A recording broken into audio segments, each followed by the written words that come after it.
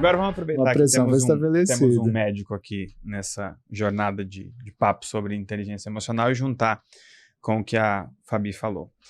Ela falou que muitas vezes as pessoas acabam dissociando a mente do corpo, ok? Uhum. Vamos pegar isso como premissa. Quando a gente olha as técnicas, as narrativas, os conhecimentos, as profissões que se dispõem a desenvolver as pessoas sob o ponto de vista de inteligência emocional, podemos afirmar que, em geral, o corpo é ignorado, certo? Você deveria fazer isso, pense assim, faça assado. Então, tem uma série de dicas, instruções técnicas e métodos que tenta fazer com que você se desenvolva emocionalmente a partir de um olhar mental. Quando a gente olha a medicina, em geral, podemos afirmar que os médicos estão mais voltados para o corpo. Existe, em geral, tá? Existe um cenário onde muitas vezes o médico entende que aquilo é um papel de um outro profissional, que aquilo é importante, mas não está muito na alçada dele, etc. e tal. Então, não é muito comum ver médicos falando sobre mindset, falando sobre o desenvolvimento humano, sobre esse olhar mais mental da coisa. Aí vem uma primeira pergunta. O que você acha que poderia ser feito para as coisas serem mais, não só aproximadas, mas englobadas, tendo em vista que o médico ele tem não só uma autoridade, mas ele tem um acesso à vida do paciente, à vida do ser humano, com autoridade e uma segurança absurda. Então, como seria se, em geral, isso fosse absorvido pela medicina? Se isso fizesse mais parte do dia a dia de um médico? Se fosse mais comum um médico olhar e falar para a pessoa, não só sob o ponto de vista hormonal, das taxas, do corpo em si, mas para que o médico fizesse esse papel de provocar as pessoas a se desenvolverem mentalmente e emocionalmente? A gente faz, Elton, mas não é sempre, né? Isso é uma coisa que a gente sabe, é uma coisa que nós fazemos, mas às vezes não, sempre nós somos escolhidos ou temos que escolher momentos a fazer isso, tá? Então, eu estava falando para você, né, e para a Fabi principalmente, do que é a densidade cognitiva e do que é nosso nível de consciência em relação às coisas. Entenda que qualquer profissional da saúde que é exposto todo dia à morte, então aí eu coloco médicos e enfermeiros, tá? E eu quero fazer um destaque para os enfermeiros. Isso vai entender por quê, logo menos, tá? É como se você tivesse um novo despertar. Em populações normais, quando você compara populações entre 20 e 40 anos, o nível de consciência de uma pessoa de 40 anos em relação a uma pessoa de 20 é de mais de 10 vezes maior. E entre uma pessoa de 40 e 80, é da ordem de 5 a 8 vezes maior, 7 a 8 vezes maior, tá? Pois bem, isso quer dizer o quê? Que todas essas pessoas que você observa, por exemplo, que fazem faculdade mais tarde, nossa, isso era um problema, tá tão fácil para mim agora. Hoje você vê, dentro da nutrição, né, um monte de gente descobrindo que não queria fazer direito, que não queria fazer engenharia, né, que queria fazer nutrição, porque a nutrição é muito legal. Né? Aliás, eu acho que nutrição, né, Dani, é a profissão mais legal que tem, porque toda pessoa que abre uma conta no Instagram dá uma dica de nutrição, né? Impressionante isso, né? Com 2 anos de Instagram, a pessoa já quer um diploma de graduação em nutricionismo. É uma coisa maravilhosa. Mas, enfim. Cara, É foda. É foda 3 vezes. Então, assim, mas quando a gente fala desse amadurecimento, o que as ciências da saúde ela oferecem a você é um novo despertar. E é o despertar assim, primeiro, a gente morre. Segundo, as pessoas morrem todos os dias.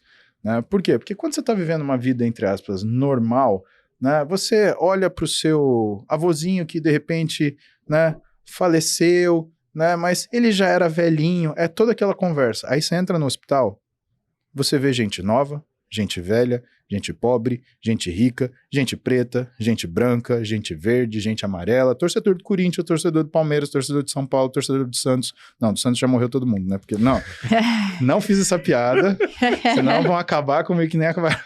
Enfim, né? Eu tenho perdão porque eu sou amigo do Danilo Gentili e do Léo Lins. Santos, né? Pronto. Exatamente. Eu invoco o Thiago Ventura aqui agora. Mas assim, você vê gente de todas as situações morrendo. E aí você descobre, a morte é uma realidade. E por que eu falo pra você que nisso, se você quer saber mais sobre isso, você tem que conversar com um enfermeiro. Porque o médico, ele tem um papel técnico que é diagnosticar e colocar o tratamento, tá? Então, no hospital, você já ouviu falar de medicina interna? Medicina interna é do paciente internado. Então, ninguém sabe o que é isso direito. Nem os médicos sabem o que é isso direito. Né? Internal medicine é do paciente internado. Mas medicina interna, o sujeito ele vem, passa a visita dele e ele tem N pacientes para cuidar, né, ao longo do hospital inteiro. Eu, residente de primeiro ano de ortopedia e traumatologia, né, quando eu estava cuidando da retaguarda, às vezes a gente tinha 40 pacientes internados no hospital, eles não ficavam numa retaguarda física, era o paciente que tinha um problema cardíaco que estava na cardio que tinha quebrado o pé, era um paciente que tinha feito um transplante hepático e tinha quebrado a perna, era um paciente que teve um AVC e fraturou um cotovelo, né, então a gente saía no hospital inteiro caçando paciente, procurando onde eles estavam e tentando organizar tudo. Então, o tempo da gente era uma coisa assim. O meu dia na retaguarda do pronto-socorro do Hospital São Paulo, e eu falo isso com orgulho, né? Ele começava às 3h30 da manhã e terminava às 11h30 da noite. Eu cheguei a dormir no balcão de enfermagem, que as enfermeiras deixavam, porque ali eu ficava quietinho, pelo menos eu fechava o olho 3 horinhas e acordava. Amassado, mas acordava, né? E às vezes a Aldelina, que era uma das chefes de enfermagem lá, ela pegava, porque tinha um quarto, cara, nem acredito que eu vou falar isso, pode ser que eu seja preso, mas foda-se. Faz 10 anos deve ter prescrevido, 10 anos não, faz 18 anos, cara. Prescreveu. Tá. Prescreveu. Quero deixar esse disclaimer, prescreveu. Tinha o quarto dos pacientes infectados, que ficavam separados de tudo, e sempre tinha um leito sobrando. Você dormia lá? Cara, eu dormia lá, velho. Então eu tenho anticorpo que vai sair a variante 30 mil e eu vou estar lá, manda. Soninho bom. Sabe? Virava do isso lado... que é um sono regenerativo. Cara, as bactérias eram proteína, vem aqui, sabe? Porque era o que dava pra fazer. Você fala assim, mas isso é condição subida. Não, isso é o ralado do bom, é o ralado daquilo que você tem que fazer pra você se suceder, né? E assim... O profissional da enfermagem é o profissional que cuida do paciente. Eu tinha 40 pacientes. As enfermeiras cuidavam de 3, 4. Mas esses enfermeiros têm que ter um mental... Eu vejo que minha irmã é enfermeira assim... Por exemplo, eu não sei se na faculdade os caras têm aula de como lidar depois que um paciente seu morreu. Cara, aí que tá... Você o feeling ali de cada um, como que é? Cara, eu acho que sim. Se medicina é uma coisa que você tem que estar no sangue, enfermagem é uma coisa que você tem que estar muito mais no sangue. Tá? Em primeiro lugar... Porque, vamos ser sinceros, né, e vamos colocar as cartas na mesa, assim. Quando a gente fala de profissional de saúde, você lembra primeiro do médico. Sim. Quantas pessoas lembram do enfermeiro? Eu lembro só por causa da minha irmã. Eu olho muito pra categoria por conta da minha irmã. Assim. Exatamente. Agora, quando você olha na lida com o paciente em relação ao qual sofre mais estresse, cara, você tem o médico é aquele estresse cumulativo da quantidade e da responsabilidade. O enfermeiro é o estresse do contato. Da expectativa. Então, sabe, ele tá com o paciente morrendo minuto a minuto. O paciente ele não consegue levantar da cama para ir fazer suas necessidades. É o enfermeiro que ajuda. O paciente não consegue colocar uma meia, o paciente ele tem uma visita, às vezes, porque você acha que todo paciente recebe visita agradável, que vem trazer uma perinha quente? Sim. Né? Não vem. Vem gente brigar com o paciente, vem gente querer tirar dinheiro do paciente. E aquela hora que esse paciente está sozinho ali no leito, que muitas vezes a pessoa que ele tem do lado é o enfermeiro, que vai dar vai segurar essa onda para, assim, não porque a profissão pede isso, porque quando a gente fala de saúde mental, a gente fala do psicólogo, mas é porque o nível de humanidade pede isso. O enfermeiro, ele vai se aproximar do paciente, ele vai se afeiçoar para o paciente e ele vai ter que aprender a muito custo se desapegar desse paciente. E é impressionante a função que esses caras... Eu falo porque eu convivi com o ambiente de doença durante muitos anos da minha mãe. Minha mãe teve um AVC isquêmico, depois teve um câncer muito agressivo. Minha mãe ficou 6 anos na UTI, praticamente, assim. E a figura ali do enfermeiro, cara, era anjos da guarda, assim. Sim. Vamos lá, dona Meire, vai dar mais um... É, minha mãe não cara. queria tomar remédio. Vamos lá, mais um pouquinho. Não Tenha queria fé. comer. Não queria comer e vai lá. Como se fosse o treinador da minha mãe, o ele matou técnico a pau ali, o agora. motivador ali É. naquela hora. Minha mãe às vezes, não, verdade, que eu tô com a cabeça, vamos lá, bora. Isso aí!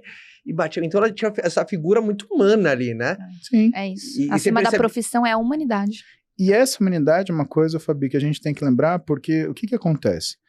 O trabalho, é muito nobre o trabalho do psicólogo, porque ele trabalha com o quê? Com o acolhimento do paciente. Ele acolhe esse paciente, ele acolhe a dor, o sofrimento.